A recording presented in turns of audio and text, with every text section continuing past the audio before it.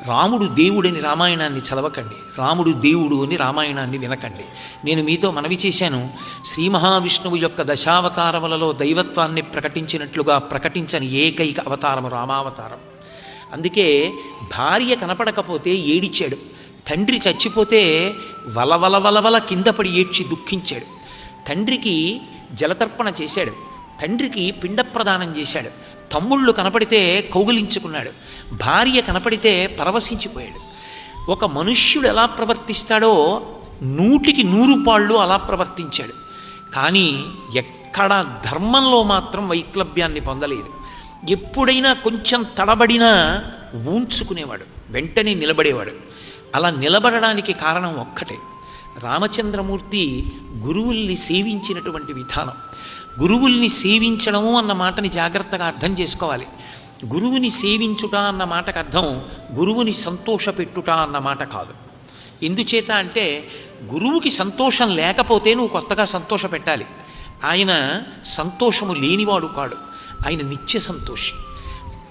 ఆయన్ని గురించి యోగరతో వా భోగరతో వా సంగరతో వా సంగవిహీన యస్య బ్రహ్మణి రమతే చిత్తం నందతి నందతి నందత్యైవ అంటారు భజగోవిందంలో.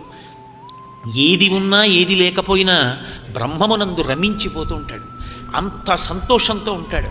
అలా ఉండగలిగినటువంటి గురువుకి కొత్తగా సంతోష పెట్టడానికి మనం ఇవ్వగలిగినది ఉండదు. కానీ గురువుకి ఇవ్వగలిగినటువంటిది ఒక్కటే, గురువు చెప్పినటువంటి మాటల్ని ఒడిసి పట్టుకోవాలి. చూడండి, స్వాతి చినుకు పడినప్పుడు ముచ్చుపు చిప్ప ఎలా పట్టుకుంటుందో, ఆవు పాలు పిండుతున్నప్పుడు పాలు పిండుతున్న వ్యక్తి తన మోకాళ్ల మధ్యలో పెట్టుకున్నటువంటి బిందెలోకి మాత్రమే పాలు పడేటట్టుగా ఆ శిరములను ఎంత జాగ్రత్తగా లాగి పాలు పట్టుకుంటాడో, గురువుగారి మాటలను వినేటప్పుడు అంత జాగ్రత్తగా వింటూ గురువు చెప్పిన మాటని జ్ఞాపకంలో ఉంచుకుని అనుష్ఠాన పర్యంతంలోకి తెచ్చుకుని జీవితాన్ని పండించుకోవాలనేటటువంటి తాపత్రయం ఉన్నటువంటి శిష్యుని యొక్క నడవడియే గురువుకి ఇవ్వగలిగినటువంటి గొప్ప కానుక. అంతకు మించి గురువుకి కానుక ఉండదు. రెండవ పార్శ్వం ఏదైనా ఉంటే ఒక్కటే.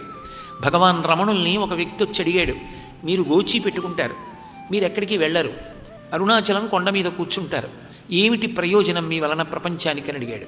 రమణులు అన్నారు, నా వలననే కాదు, లోకంలో ఎప్పుడైనా ఒక గురువు శరీరంతో ఉండడమే ప్రయోజనం. గురువు శరీరంతో ఉన్నాడు కనుక మాట్లాడతాడు. ఎప్పటికైనా గురువు నోరు విప్పి మాట్లాడిన మాట అజ్ఞానం అనేటటువంటి చీకటిని తొలగొడుతుంది.